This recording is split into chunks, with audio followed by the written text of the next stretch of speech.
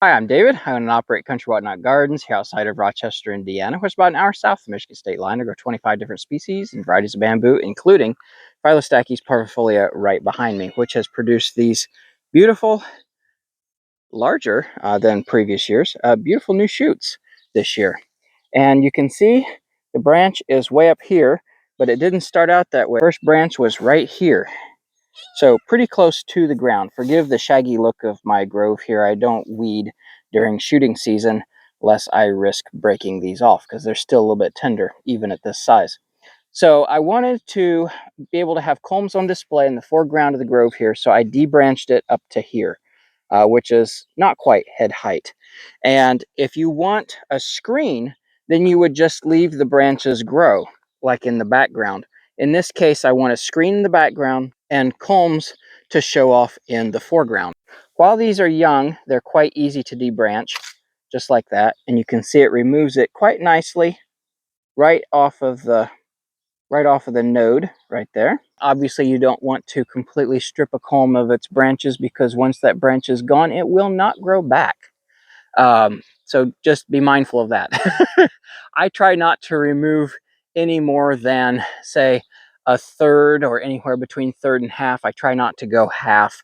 That's a little much. If you do let these go too long and they get too hard to take off with just a swipe of the hand, you can use these. These are concave cutters. They're a Japanese tool favored by bonsai artists. And they also work great for debranching bamboo. So here's one with the sheath still. So if the sheath had fallen off, then you can take these and kind of make your initial cut about there and there. And then that leaves you with this stub, which you can then get in here just like this and clip right off. I don't care for it as much this way, but you can do it.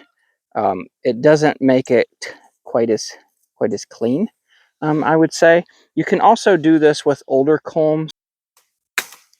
You can just take that right off of there like that, and it does a decent job. It's not bad, but it is easier to do it just while they are young and is still in shoot stage. So that concludes what to do if you want a little bit different look to your grove, depending on if you want to show off the culms or if you want a screening kind of effect for the garden. If you enjoyed the video or found it useful, please give me a like, subscribe, or share. I'd really appreciate it. Until next time, thank you for stopping by and take care. Bye.